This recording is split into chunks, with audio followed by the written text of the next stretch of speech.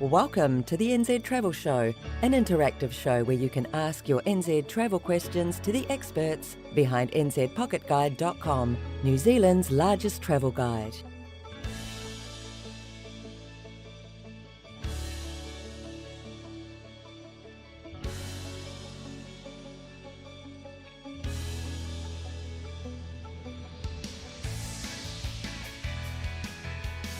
The NZ Travel Show will start in exactly 2 minutes. Just the time for you to hit the like button, ring the notification bell, and subscribe if you have not done so yet. NZPocketGuide.com has over 3,000 articles covering all aspects of travelling in New Zealand, from a working holiday gap year to tips for a perfect family holiday. The site also features dozens of pre-made itineraries that you can use to plan your ideal trip in New Zealand.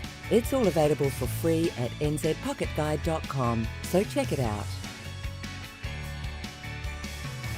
The NZ Travel Show is hosted by Robin, the Operations Manager of South Pacific Pocket Guide, the company behind nzpocketguide.com. The New Zealand Travel Show is also hosted by Laura, a journalist and editor-in-chief of South Pacific Pocket Guide and all its publications, including nzpocketguide.com. We're exactly 1 minute away from the NZ Travel Show. Get yourself comfortable and start asking your NZ travel questions in the chat. Robin and Laura will go over them when the show starts.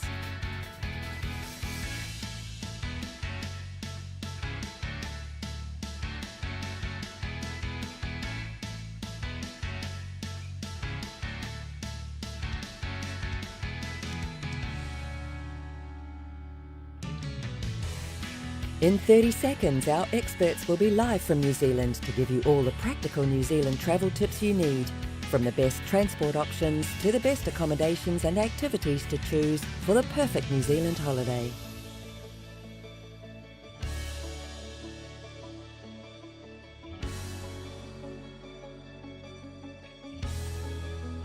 Live from New Zealand, this is the NZ Travel Show with your travel experts, Robin and Laura.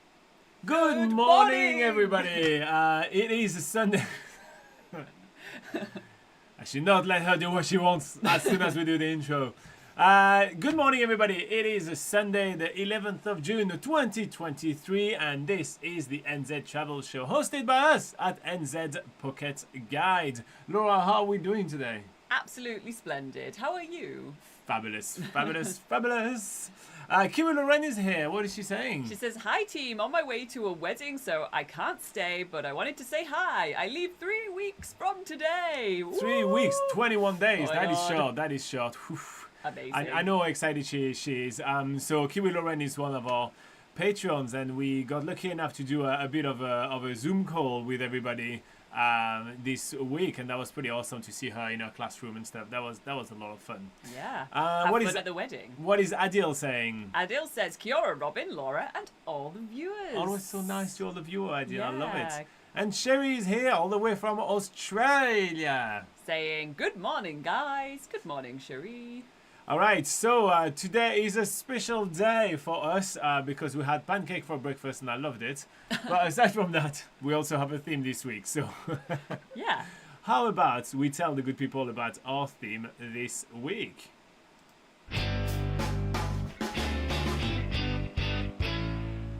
Okay, so this week was asked and requested by one of our awesome Patreon subscriber, Fabio, and he asked us to cover the New Zealand weather in July a little bit early this month because he's about to come to New Zealand. So awesome, we're going to be talking about that.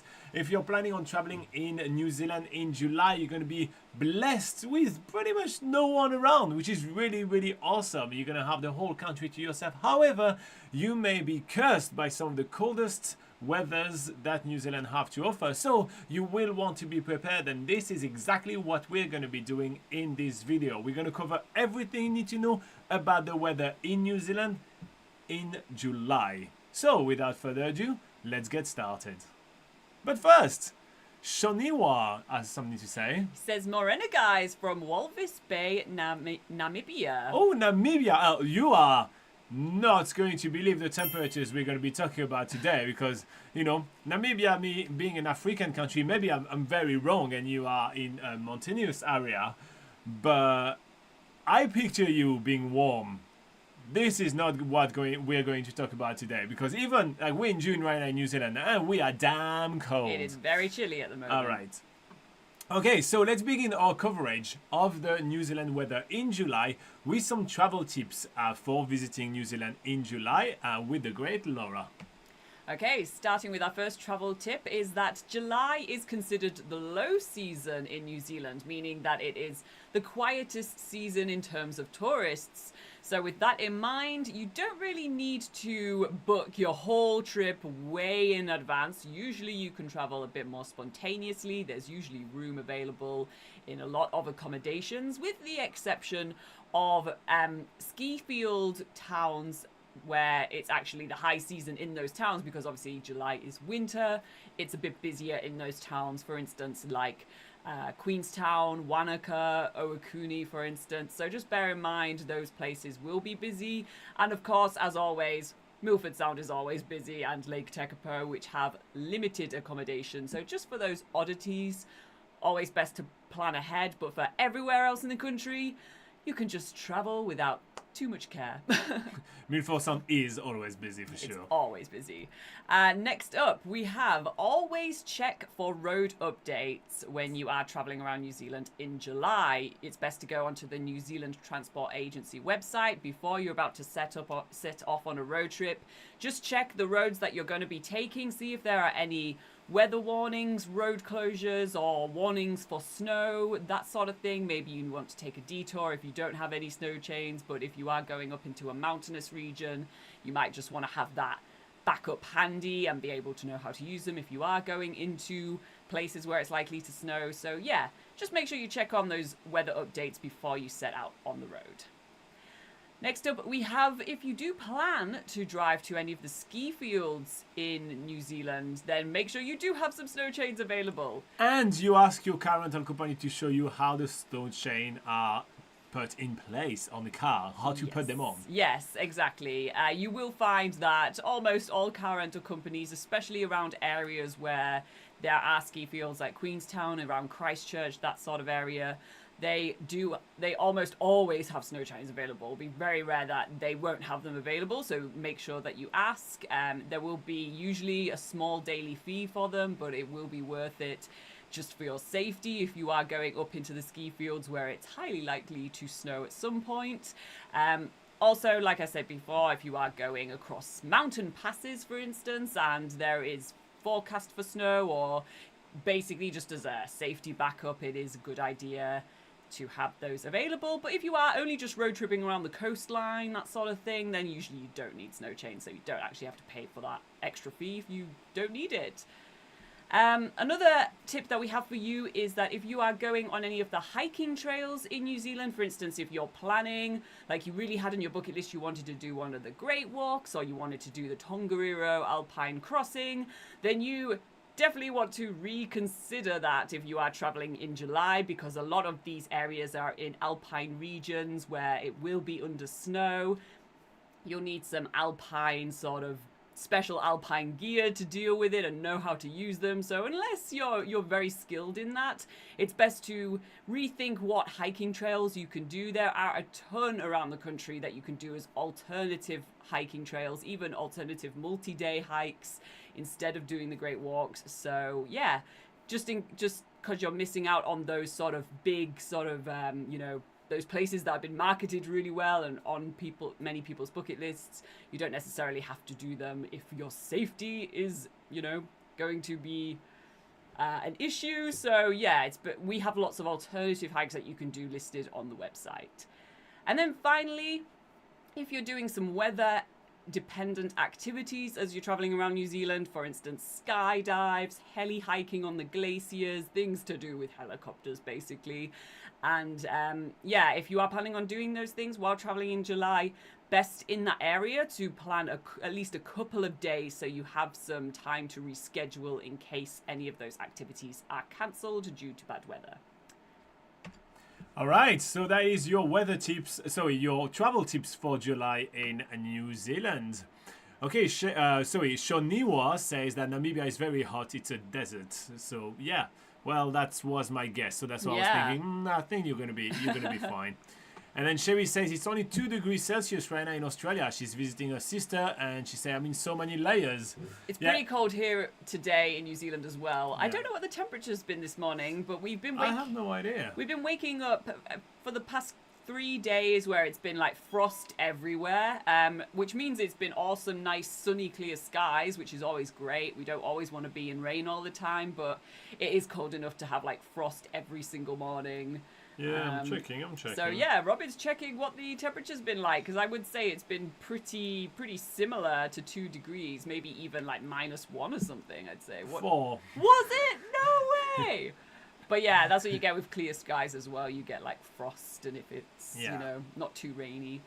Yeah. Shoniwa says, my family and I are relocating to Whakatane permanently toward the end of July to early August. How is the weather there at that time? Well, we'll cover that in just a minute. We're going to be going all the way to the map over there, and we'll go over all the different areas, and you will want to listen to the northern New Zealand kind of section of that video. So yeah, stick around, we will cover that for you, but it will be relatively cold, or at least much colder than what you are used to in Namibia, that is for sure.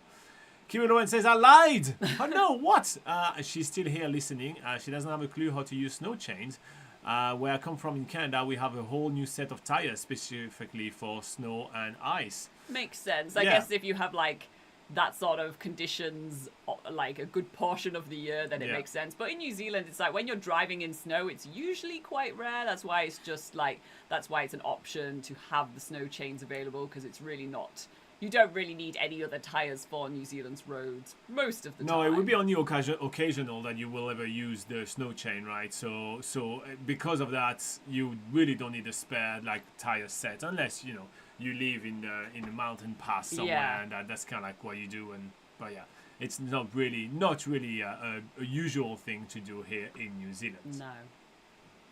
All right, should we move on? We shall. Okay, so now we're going to be covering the typical temperatures in New Zealand in July. So July is basically the midwinter season, so unsurprisingly it's going to be some of the coldest months in New Zealand, and we're going to have slightly different kind of climate across the whole country. So we'll go region by region so you guys know what to expect. All right. So we're on the map right here, and Laura is going to show you the northern New Zealand area, which is Northland, Auckland and Tauranga. And there the average temperature in July is around 11 degrees Celsius, which is around 52 degrees Fahrenheit. In central Northland, which is your Hamilton, Taupo, Rotorua, you can expect around 7 degrees Celsius, which is around 47 degrees Fahrenheit. In southwest Northland, which is New Plymouth, Palmerston North, and the beautiful capital city of Wellington, we're having an average of 9 degrees Celsius in July, which is around 49 degrees Fahrenheit.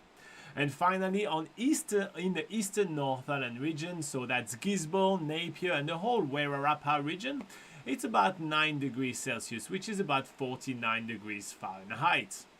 Alright, so we're going to be moving down to the south end of New Zealand, and you're going to start seeing some much colder weather and even some more drier weather, but we'll see that a bit later. So, in the northern South Island, in Blenheim and Nelson, you can expect about 7 degrees Celsius, which is around 47 degrees Fahrenheit. In the western South Island, which is Westport, Hokitika, all the way down to Milford Sound, you can expect between 5 to 7 degrees Celsius, which is between 41 and 47 degrees Fahrenheit in July. And again, those are daylight kind of temperatures, right? Gets colder at night. In eastern North Island, we have Kaikoura, Christchurch and Timaru, and you can expect 7 degrees Celsius, which is 47 degrees Fahrenheit. Inland South Island, so this is your mountainous areas of Lake Tekapo, Queenstown, Alexandra. You can expect 1 to 3 degrees Celsius, which is 34 to 37 degrees Fahrenheit. And finally, in southern New Zealand, you have Dunedin and Invercargill, and there you can expect 7 degrees Celsius, which is about 47 degrees Fahrenheit. All right, what do we have here? So you see, Shoniwa, we're going to be talking about the rain afterwards, and we'll do in the same kind of pattern. So yeah, so if you think about like the northern New Zealand, so Northland, Auckland, and Tauranga, with Whakatane being really close to Tauranga, that's kind of the temperature you can expect. And it's not the coldest part of New Zealand by any stretch of the imagination, just because you're going to be closer to the sea, and the sea is the thing that warms the weather the most, you know, kind of in New Zealand, how that works. Yeah. Okay, Kiwi Lawrence says, oh yeah, we use winter tire from October to April. Oh wow, so you literally completely change the wheels. That's yeah, we don't do that here in New Zealand for sure. What is Rafa Cat saying? Rafa Cat is here saying, good morning guys from beautiful and sunny Leeds, UK. Good morning, Rafa Cat. I bet for you it is summer right now, so you're not dealing with the kind of weather we're dealing with in New Zealand. Yes, I imagine it's quite nice at this time of year in the UK. Adil says, Robin, what happened to the segment where you used to talk about Patreon and acknowledge the Patreon members? Yeah, I haven't done it in a while, that's for sure, but you sprinkle acknowledgement of the Patreons I talk about it from time to time. You know, at the beginning of this video, I said that the theme today was requested by Fabio, which was one of our Patreon. We just try to, you know, change things around a little bit and not kind of, you know, repeat about Patreon all the time as well. You know, like most of you guys know, we have Patreon. You can join us on there if you choose to do so. If you don't, it's absolutely fine. But, you know, many YouTube channels spend most of their time trying to sell you something, either a sponsorship or either Patreon stuff or either YouTube membership or those kind of things, right? We feel like most of the thing we should be doing is giving you useful information, and if you feel like supporting us, then at that point join us on board, you know, visit the website up top, you know, or getting extra Patreon. Support for yourself if you Yeah, want to be exactly. able to ask questions throughout the week, that sort of thing. Yeah, we don't like to push things too much, Yeah. right? We're here to kind of be useful, not be begging, if that makes any sense. But thanks for acknowledging it yourself. Yeah, we appreciate Adele. it. Yeah, we just don't like to be digital buskers. We are more, you know, we have a job. I like that. Digital buskers is probably a very common to use term, is it? Probably, yeah. I like that. Kiwi Lauren says, I'm out now. Okay, enjoy, Kiwi Lauren. She says, enjoy the rest of the live chat, and I'll catch you guys again soon. Bye-bye. All right. Okay, so let's continue with our coverage of the weather patterns in July, and this time we're going to be talking about the other type of weather pattern, such as rainfall. So July will experience very much of a mix of weathers, right? You're going to have sun, you're going to have snow, you're going to have rain, you're going to have wind, and you're going to have some really awesome days. So don't expect it to be just one type of weather throughout the days. And this is really when the expression in New Zealand of 4 seasons in one day really takes like full effect. July is also the time in New Zealand when you have the shortest daylight hours. So the sun is going to rise between 7:45 a.m. and 8:45 a.m. and it's going to set around 5 p.m. So you're going to have like the sun hanging out low on the horizon, making for amazing view and great photo opportunities, but also shorter days. Now we're going to be talking a little bit about rain, and this is why Laura is standing by a map. Ta-da! All right. So what kind of rain can you expect in New Zealand? What kind of rain levels, sorry, can you expect in New Zealand in July? So let's begin with northern New Zealand, which is Northland, Auckland, and Tauranga. You can expect about 150 millimeters of rain, which is about 6 inches. In central North Island, where you have Hamilton, Taupo, and Rotorua, you can expect 110 millimeters of rain, which is about 4 inches. In southwest North Island, which is New Plymouth, Palmerston North, and beautiful Wellington, you can expect 140 millimeters of rain, which is about 5.5 inches. And finally, in eastern North Island, in Gisborne, Napier, and Wairarapa, you can expect 90 millimeters of rain, which is 3.5 inches. Moving on to the South Islands, in northern South Island, Blenheim and Nelson, you can expect 90 millimeters of rain, which is 3.5 inches. In Western South Island, in Westport, Hokitika and Milford Sounds, you can expect 250 to 450 millimeters of rain, which is between 10 and 17.7 inches. Now I know it's a huge bracket, but the West Coast is known to be really wide and different areas get much more rain. But that said, one of the fun facts is that it is one of the driest months to visit Milford Sound because a lot of the the rain is turned into snow. So here you go. If you want less rain in Milford Sound, here you go. Eastern South Island, you can expect 80 millimeters of rain, which is about 3 inches, and that is Kaikoura, Christchurch, and Timaru. Inland South Island, Lake Tekapo, Queenstown, and Alexandra, only about 20 to 50 millimeters of rain, which is 0.7 inches to 2 inches of rain. Again, it's because a lot of it is snow. And finally, in southern New Zealand, that's Dunedin and Invercargill, you can expect 70 millimeters of rain, which is 2.7 inches. Oh, here we go. Laura's going to be back at some point. All right. Yeah. God, I was gone for so long. I know. Did you guys miss her? I missed her for like that 1 second she was off screen. Sherry says, I look at the NZ Pocket Guide website for the October weather. What we're having right now here is probably what I'll have for my trip. I'm worried about how cold I'll be sleeping in my camper van. You'll be fine. One of the things that a lot of people kind of forget is that camper vans are smaller spaces as well. So therefore, you heat it up much faster, right? So you should be okay. But obviously, pack yourself a nice pair of woolen socks. That's going to be a lifesaver if you are scared of being cold because you're coming from a much warmer temperature, right? Australia is significantly warmer than it is New Zealand. And that's something that a lot of people need to take in consideration when watching our videos, especially when we talk about the weather, right? And that's why we leave you a lot of space for you guys to be able to ask us questions, right? So feel free to ask us any question about traveling in New Zealand. We're here to help. But yes, somebody seeing this kind of temperatures and coming from Siberia is going to be like, oh man, it's going to be summer. It's going to be awesome, right? But obviously somebody like Shoniwa coming from a desert country area, desert country like Namibia, it's gonna be like, well, it's gonna be the coldest temperature I've ever experienced in my life. And so, and you're gonna have everything in between, right? I don't find this temperature to be as cold as as it can be, just because I'm not wet and there's not too much wind where I am, so it's fine. But Laura find them really, really cold, so it's all about kind of balancing things out as well. It's all about perspective, really. It's the same when we travel to the islands, right? When we go to South Pacific Islands for all the other travel guides that we're doing, quite often I find some of the heat sometimes unbearable. I'm like, I can barely breathe. It's so hot and humid, right? And Laura is like, oh my gosh, it's the best temperature ever. Like her hair, like puffing out.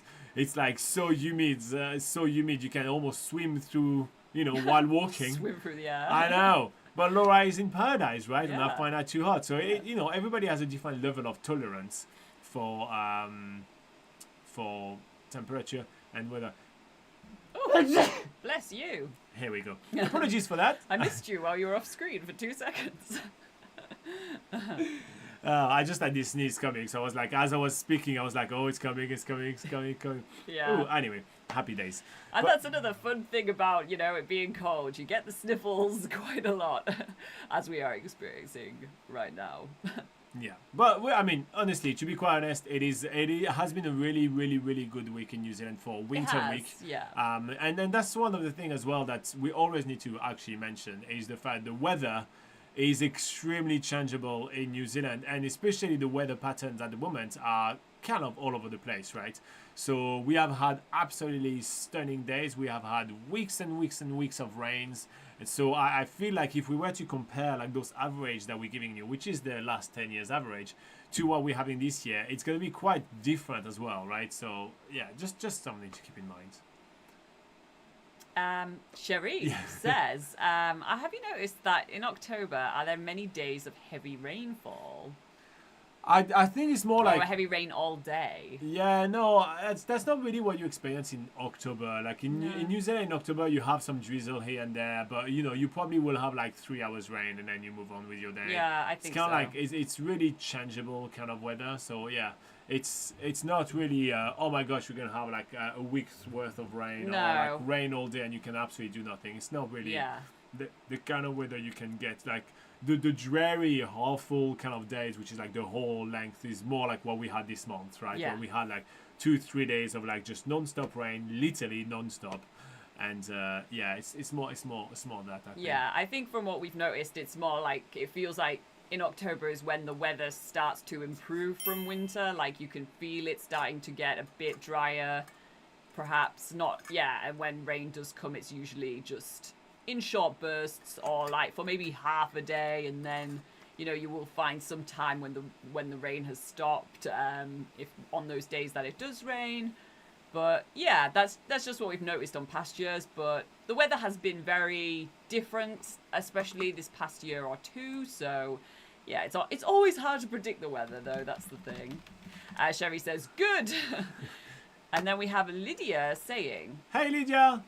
is it safe to drive the South Island roads in June/July? Any driving advice to stay safe? So yes, it is safe to drive in New Zealand in June and July.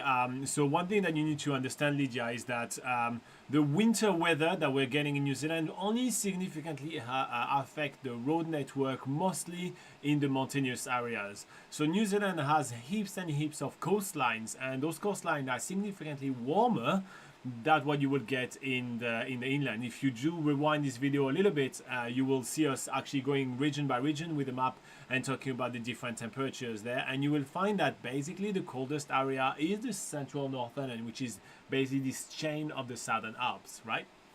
So for most of your trip in New Zealand, you're highly likely to be driving in areas which have a lot of coastlines, and therefore which are not going to be completely frozen up when you're going to be traveling, when you're going to be driving around. So you should be kind of fine with that. That said, it would be very smart for you if you're planning on visiting areas such as Queenstown or Lake Tekapo or Mount Cook to actually know how to put snow chains onto your vehicle, right? So putting snow chains on the vehicle is usually pretty easy, and your campervan rental company or your car rental company is going to be able to show you how to do that, so you all know how to do it properly. So make sure that you do ask, and also you ask them to give you sometimes there's a bit of an extra fee on that. Now a couple of things to keep in mind. Sherry is is talking about it straight away, is black ice. So black ice happens when you basically have some water that freezes on the ground, and it's not melt, but it matches the color of the bitumen of the road itself, and therefore you don't see that there is ice, and you can go woo. So one thing I would say is always reduce your speed if you feel like it's not necessarily super safe. There is no shame in driving an 80 when it's a limit of 100. It's absolutely okay, no matter how much the Kiwis are going to be on your bum in the car. Just drive how safe you want to go, right? The other thing to keep in mind is to remember that you don't want to be braking when you turn your wheels. This is what is the biggest mistake that people do when there is some ice on the road, right? So make sure that you slow down before the turn, and then when you turn, you keep on you have your foot on the acceleration, so you keep you have your foot on the acceleration, so therefore you are still in control of the vehicle, right? If your wheels are turned and you brake, this is when you lose grip on the road, and this is when the proverbial turd hit the proverbial fan. So yeah, so just do keep that in mind, right? Another good thing to do when you're about to travel in New Zealand, especially around that time of the year, is to always check on the NZTA, which is the New Zealand Transport Agency's website. They have their website always up to date with all their road warning, and it's quite they're actually quite accurate, and there is even some very mundane kind of warning in there, but it's definitely is very handy to know that for sure. Yeah.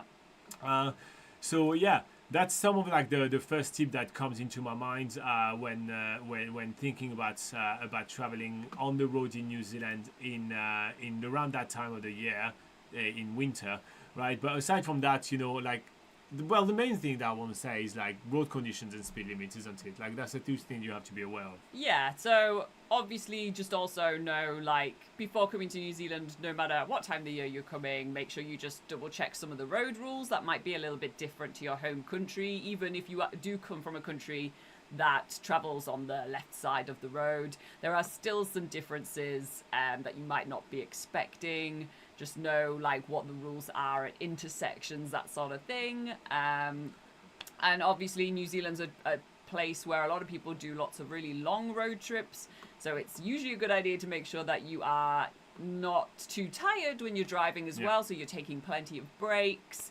But the good thing with the roads in New Zealand is that they are so stunning, right? There is so many things to see along the way. Reasons to stop. Exactly. It forces you to kind of stop, right? And it makes you feel like, you know, it's worth to actually take that stop here and there. And so therefore you always have the time to kind of like reassess, because yes, driving in winter is definitely less fun than driving in summer. Like, you know, factually, right, it is less fun. You just like, your brain is much more focused on it.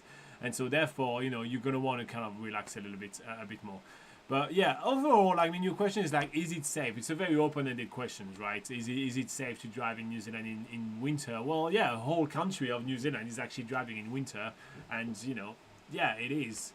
You just have to kind of be more cautious. And it's to your benefits. You will want to spend more time enjoying the views. Yeah. So just go slow, But yeah, if you have any more specific questions, Lydia, go for it. And what I'll do also is I'm going to put in the live chat for you, Lydia, I'm going to put a link on some driving tips for you in New Zealand on the website. So I don't know if you're new to the channel, Lydia, or not, but we also run nzpocketguide.com, which is New Zealand's largest travel guide.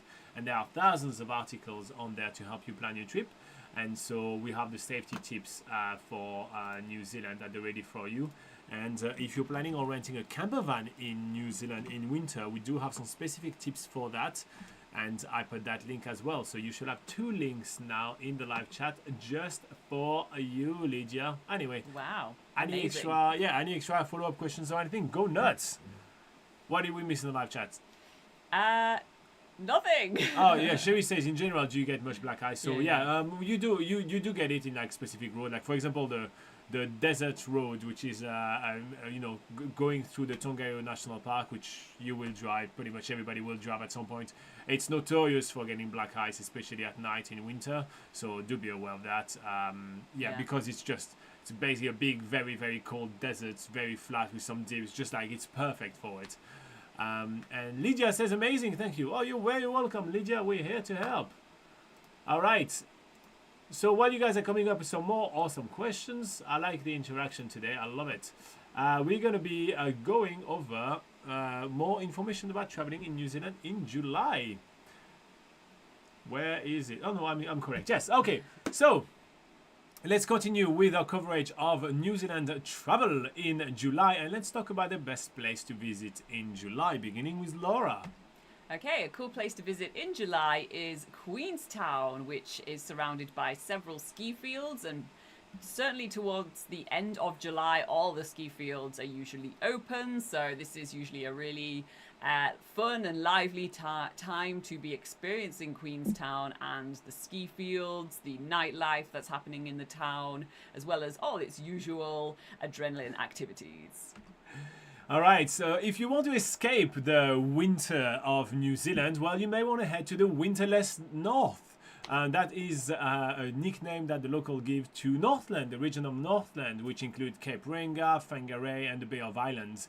It's a great way to get the most clement weather that New Zealand have to offer in July and get to experience, well, a little bit of what New Zealand look like in summer. Another one is Franz Josef. So as Robin was saying earlier in the video, an interesting fact about the West Coast during winter is that it's actually the time when the West Coast is experiencing a bit less rain than compared to summer. So if you are planning on doing a heli hike, then it's a good time to go and attempt to do that in Franz Josef.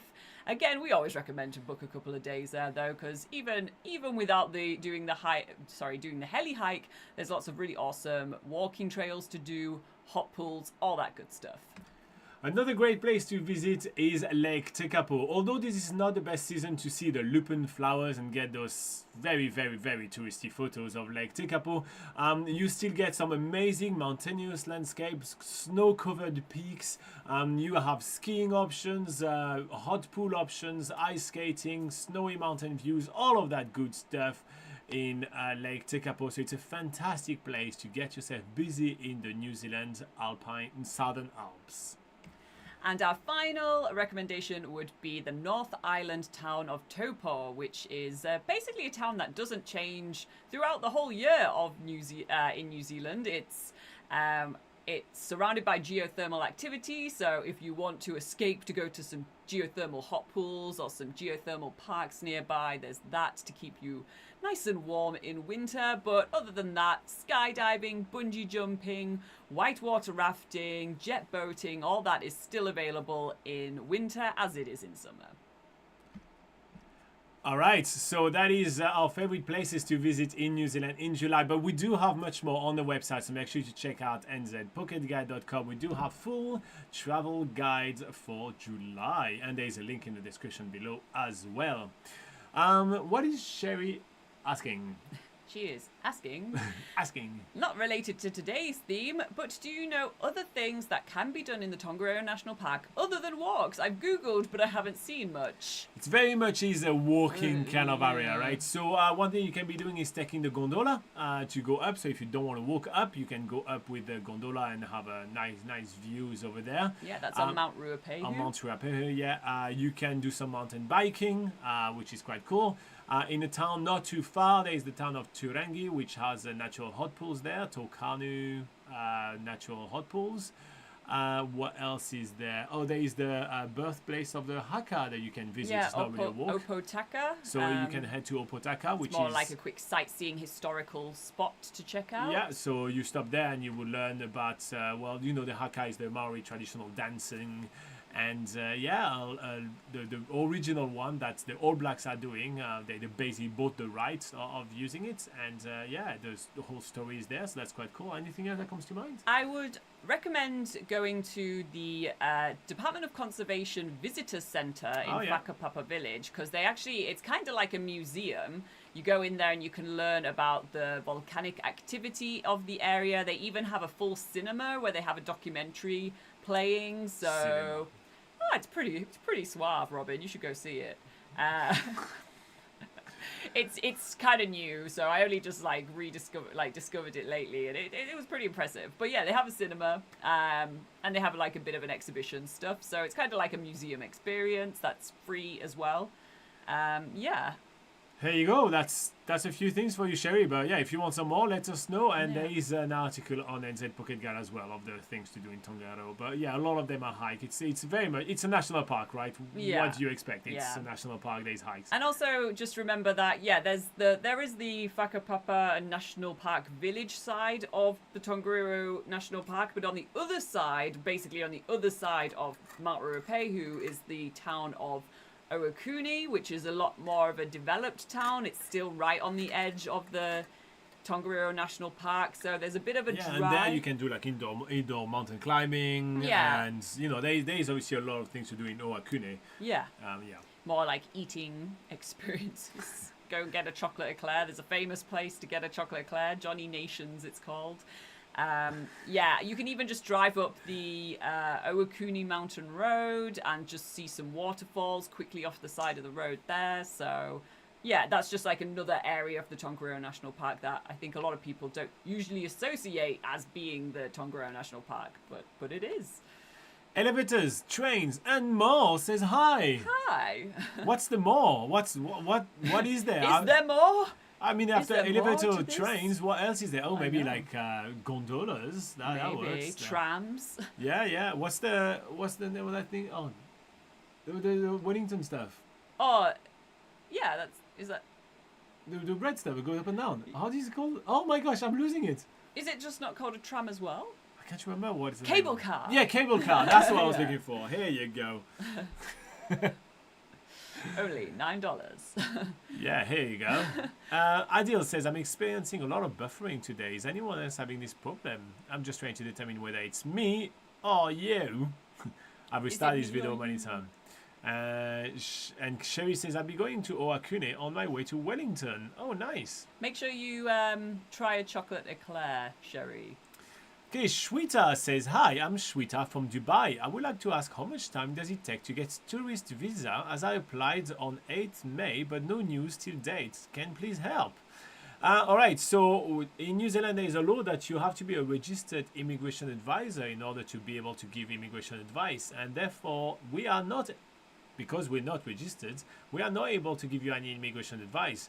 Now that said, you can contact New Zealand Immigration at immigration.govt.nz, and this is the only source of information that you should be using to get your immigration advice. So if you have applied for a visitor visa through any other means, well, maybe contact Immigration New Zealand and do it through the right means, because there are some people that are abusing the system and not doing so well.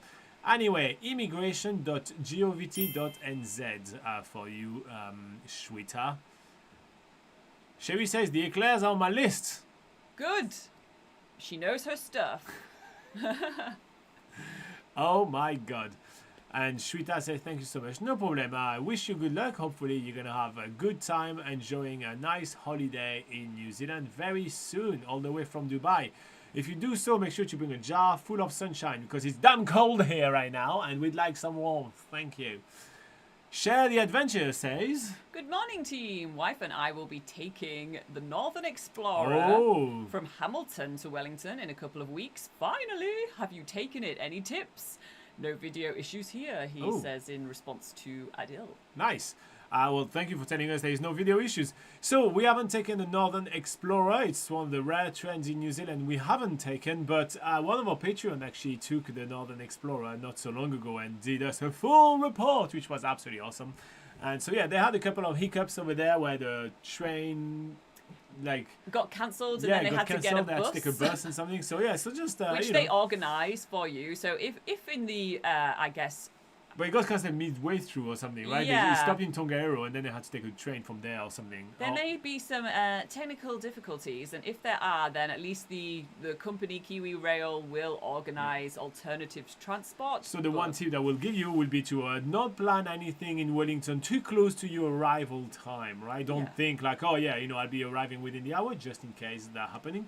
The other thing that I will say is to pack some snacks. The food on the train are really not that cheap, and also it's not the best. I'll be honest with you, it's just out of a train cart, right? So a lot of them you may be familiar with the brand Wishbone. They will do like those kind of like Wishbone sandwiches and those kind of things, like pre-packed. So that's the kind of food that you can expect in there. So if you do want some good snacks without breaking the bank, you may want to pack yourself some food.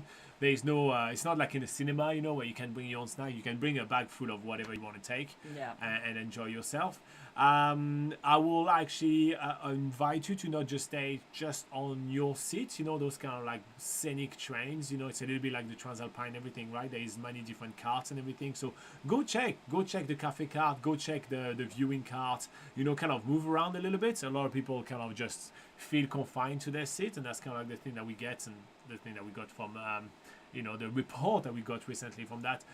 So yeah, just do walk around and make sure that you kind of actually enjoy the whole experience. It's not really the best commuting way to do that trip, right? It is genuinely for the experience, so make sure that you do that. Bring some headphones. I'm only speaking from the Transalpine experience, but I'm going to just assume that they do that also on the Northern Explorer. So just in case, bring some of your own headphones, because they do have sort of audio commentary of some of the places that you go through. So if you do want to listen to that instead of unraveling some new headphones that they can provide you with, just say if you've already got that equipment yourself, you might as well just bring your own.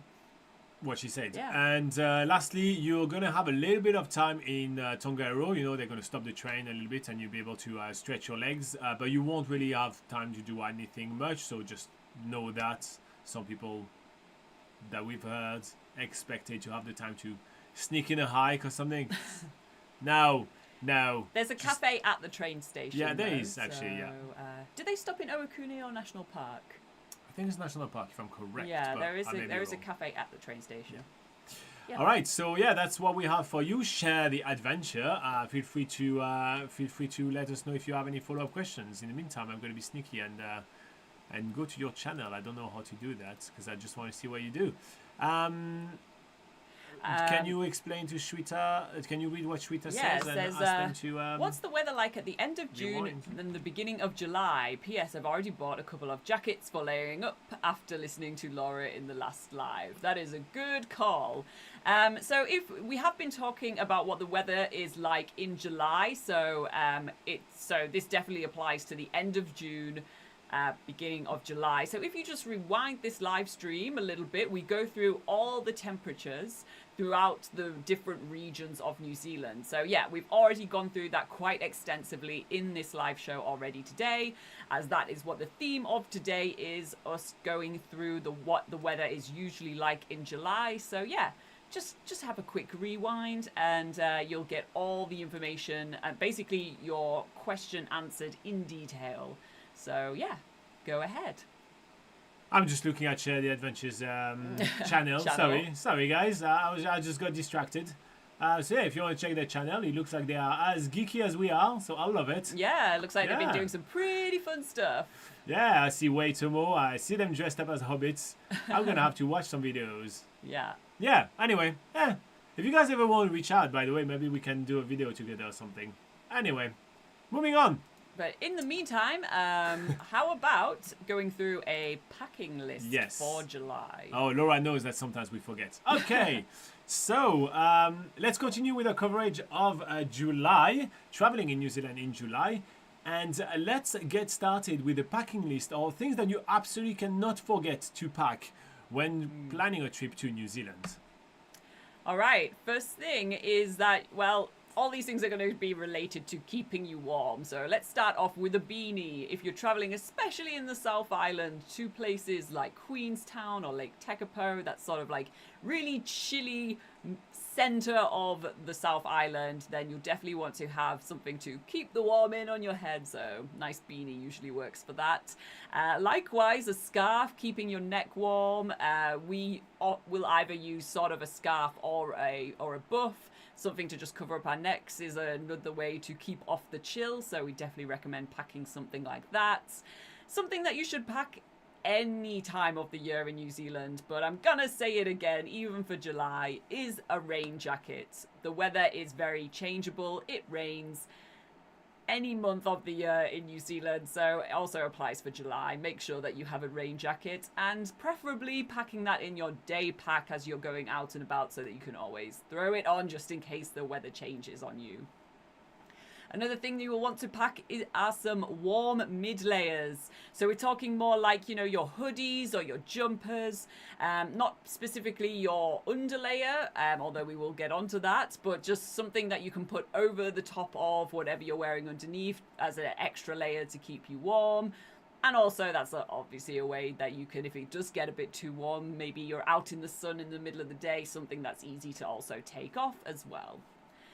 And then moving on to some thermal underlayers. So actually this is what I'm talking about is what I'm wearing right now. It's usually like something thin that you can wear underneath, but it's also an extra warm underlayer. In New Zealand, a lot of people wear merino wool, but you'll find lots of different material used, usually made for different things that you'll find overseas. So whatever you can get your hands on, just a nice thin underlayer that provides some extra warmth is a good idea. Another way to keep warm, woolen socks. So traveling around in cotton socks usually has some disadvantages. If they get wet, usually very cold. If the cold gets to cotton, it usually just feels like you're not really wearing any layers on your feet anyway. So that's why we usually recommend having some woolen socks or some hiking socks. Are usually a lot more effective, and if they unfortunately do get wet, then usually that means they'll dry pretty quickly afterwards. Speaking of your feet getting wet, you'll also want to make sure you pack some waterproof hiking shoes. So the nature of sort of traveling around New Zealand is going out on different walks, going to different sites. They're usually all outdoor attractions, and if the weather does turn and it ends up raining, and if that rain seeps through your shoes, you'll find it really hard to dry your shoes once that happens. So that's why Laura would. She hates getting wet feet. But aside from that, yeah, it's Laura's pet peeves. Yeah, so making sure that you pack some good, actually decent waterproof hiking shoes or boots, depending on your preference. I usually go for shoes, Robin goes for boots, you know, we're all different, but as long as they are waterproof, you should be comfortable, you should be fine. And then finally, something to not forget for your winter packing list, for your July packing list, Swimwear. So you're probably not thinking, oh, I'm going to go to the beach and go swimming in July. No, you probably don't want to do that. But you probably want to jump in some hot pools. You might even be feeling a little bit crazy and doing some maybe blackwater rafting or whitewater rafting, caving in the glowworms. That's glowworm caves, that sort of thing. So yeah, make sure you have some swimwear for those sorts of activities. All right, so this is going to wrap up our New Zealand travel in July kind of tips. We do have a link for you in the description below with an article recapping all this information and pointing you to a lot of other awesome articles that we have, such as a full packing list for winter, an essential to pack for New Zealand, etc. So do make sure to check the link in the description below. In the meantime, let's go back to the live chat. Okay, so Share the Adventure says they had a similar experience on the Te Huia. But they replaced the train with a bus and went back to Auckland. Good tip on the snacks and the headphones, thanks. And they also say thanks for the bumps. They are nerd from California. Collab will be awesome. Yeah, flick me an email. There is, if you go to like the about page and you can click on like business contact or whatever, and you can flick me an email. I'm better on email than I am on social media. I'm a terrible social media responder. Apologies for that. But yeah, give it a shot. Let's talk together and let's see if we can make something fun happen. We're always open to fun stuff. Sherry, says what's Armand up to? Is he back in New Zealand yet? No, I think he's in Greece right now. So Armand is currently up to gallivanting the European warm summery weathers. He's taking some time off his New Zealand gap year. Yeah, I know. It's tiring to have a gap year, so he's taking a bit of a time off right now. Fabio, the machine is here. The man that asked for the theme comes up now and says, I will watch later. Big thanks, guys. You're welcome. You're welcome. Do. Wow. Laura's going to tell you off otherwise. Adi is asking, what's the travel show theme for next week? Well, it's going to be slightly different. It's going to be a pre-recorded show because we are going to be about gallivanting stuff. And I may be sharing my biggest travel mistakes with you guys. I may be talking about what I should have done better. So yeah, that may be something I need to cover at some point after traveling that much. So it may be a bit more of a personal video, but I think you guys may enjoy it. So yeah, we've slotted that one in for you. Then somebody is going nuts about hiking shoes. I wonder why and how. Hiking shoes, hiking boots, hiking shoes, depending on the situation. And Shweta, if I remember correctly, says, will it be snowing in Queenstown and Mount Cook during June and end of July? Pretty much, yes. Yeah, in terms of Queenstown, it's more likely to be snowing in the mountainous areas, but definitely, well, I say definitely not. It's very Laura, rare. you're crystal ball. Look at it. It's very rare for it to snow in the town of Queenstown itself. I've spent a whole winter season in Queenstown and it never snowed once in the town. And you very rarely hear reports of it snowing in Queenstown itself. We have videos of literally Queenstown in the snow on this channel. That is true, in October. I know, that crazy, was right? random, yeah. So not in July or June when it's supposed to be.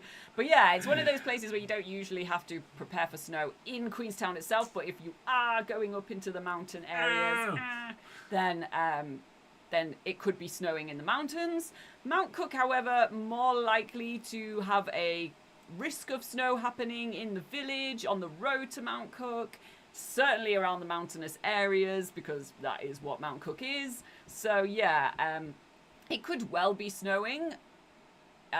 We obviously can't predict whether it will be or not. It's really hard. Basically, in short, what's happening to us right now, Shweta, is that we don't like to talk about things we don't know, right? In this channel, we always tell you, we know, we don't know, and we just share information. We try to be very informational because basically the internet is full of people saying things that they know nothing about, right? Right now, we're trying to talk about the weather, which genuinely predicting the weather is shooting a dart with your eyes closed toward Laura and hoping to go for the eye. You don't know if you're going to make it, right?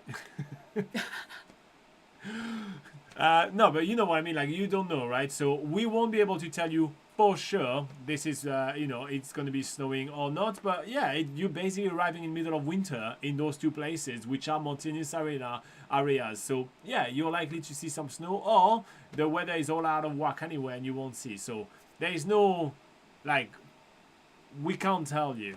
It's just that you can't predict the weather, no matter what the guy on TV tells you. You can't. Yeah.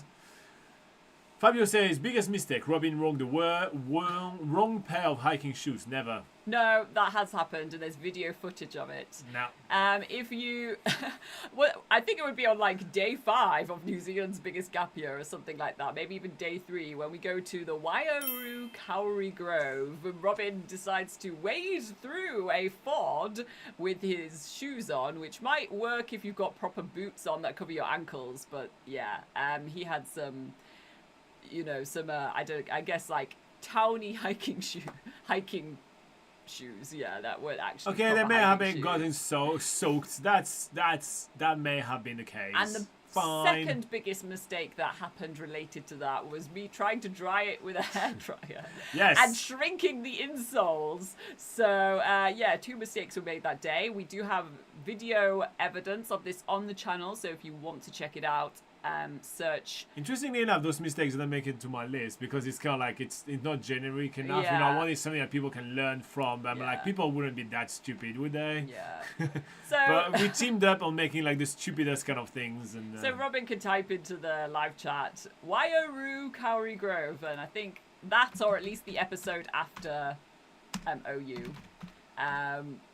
So that or the episode after will literally have this travel mistake we made very early on into our New Zealand's biggest gap year trip, which, by the way, guys, is something we did a few years back. 365 days of 365 activities in New Zealand. So if you want to check out us doing those adventures throughout the country. yeah, but we look young and dumb. When we were young and dumb. No, and we're adults now. No, But don't look at it. It's fun. Go check it out. All right, Anthony's back. That's been a while. He says, Morena from Rodeo, California. Sorry I'm late and sorry I missed last week. I had to go to the hospital because of my thumb. Oh no, I hope you're feeling better now. I hope that it's finally fixed. Fix that thumb of yours. You've been dragging that along for a little while now. I hope that it's finally getting sorted. Fabio's predicting that the Muller Hut track, which is in Mount Cook and is it's sort of teetering on the edge of a mountain. There's going to be snow there. There probably will be snow there. He's coming in July, by the way. That's why he was asking about Yeah. that. And Fabio says, put newspaper inside to dry. Yes, you can do that, but that takes... It still takes a long time. That takes a very long time when you're stuck in a camper van in winter in New Zealand, right? It's not going to be ideal, right? Yeah, and so, you know, you want to be wearing them the next day for the next Laura was thing. trying the famous shortcut of destroying Robin insoles. That worked well. Yeah. And Shweta says, I'm really excited about visiting Milford Sound, especially during winter right now. I need tips to keep in mind. P.S. Thank you so much, Robin and Laura, for answering all my questions. You're very welcome, Shweta. Feel free to join us on Patreon if you want our assistance to help you plan your trip. There is a link in the description of this video, and you get literally one-on-one help. You get, access to a secret Facebook group. Another hour of that when we kind of chat, but it's private, so it's a bit more, like... a community. Yes, it's a bit more candid. Yeah. Anyway, things to keep in mind for visiting Milford Sound in summer. In winter, don't be worried or scared of getting wet. Just get outside and go enjoy during the, on the boat and everything. You'll get wet anyway. Just go and do it. It's an experience you'll have once in your lifetime. So just do it already. I'll be fine. If you're a bit iffy about driving the roads, then there are plenty of tours that can take you there. Bus tours where they do loads of different stops at different sites to see on the way down, so that can take a lot of stress out of what's usually quite a long drive, either from Te Anau or Queenstown. So that's a really good option to consider. Also, if you are planning on driving yourself, make sure that you check the road status before driving. That road often gets closed at least once during winter because of conditions. Sometimes there's too much rain, too much snow, maybe a landslip here or there, so... And landslip everywhere. Yeah, so make sure that you do check the road conditions. If it looks like, as you're about to go down, there's going to be terrible weather for the whole time you're driving down, maybe you want to reconsider, because usually terrible weather on the road equals, maybe landslips, things like that. So just assess going down the road yourself before making the call to go down there. Yep, and the last tip I'm going to give you: if you drive yourself down to Milford Sound, you don't need to book the cruise ahead of time, as it's going to be winter. There's going to be much less tourists there, so therefore you'll be able to choose whatever cruise you want and book last minute, literally on the harbour, and may be able to get yourself a good deal. There's a lot of different cruises though, and so and they all have like some small points of difference, so you may want to compare them. And we do have a full article on NZPocketGuide.com. So on the website, if you type Milford Sound Cruise in the search bar, you'll find our articles where we took all of them and we tell you what the differences are on all of them. So you can choose which one may be the best fit for your own self, Shweta, because you're special. And yeah, enjoy. Okay. We also have Fabio saying change the newspaper every hour. No, that's nonsense. It's not, Who has access to all this newspaper? I know, nowadays? it's kind of like, I'm not a paper mill, am I? And he says Milford Sound in winter would be great. The road status does not affect tour operators. It seems. No, it seems that they still go no matter what. It's kind of funny. They work. I feel like they know the roads a bit better than I know travellers. So I feel like it's usually like if you're unsure yourself, then just check with the operators if they're going. And Anthony was telling us that there was some stitches issue on his thumb. So no. Well, hopefully now it is finally solved. All right, everybody. Elevator trains and more says, can you come to Foxton? We passed through Foxton literally only a few days ago. Yeah. So Foxton's cool, but we will pop into Foxton next time we're going down to Wellington. So Foxton is quite cool. We saw the Dutch windmill when we drove by. Always a fan of the windmill. The issue is that we came too early for the bakery to be open, and I wanted to get myself some bakery, but it was too early. So And he says, can you go to Tangiwi Disaster? We have a video of us checking that out. Yeah, actually. we do. So if you actually type in is it Tangiwi Disaster? Mm-hmm. So if you type it into YouTube, you will find our video of us. Is it on the same day we did the War Room Army Museum or no? It's on the same day, I think, that we do the Mangaferro Forest walk. So if you type Mangaferro elevator, if you type Mangaferro on YouTube and then NZ Pocket Guide, if you type that on YouTube, you should be able to find a video of us checking out the disaster area.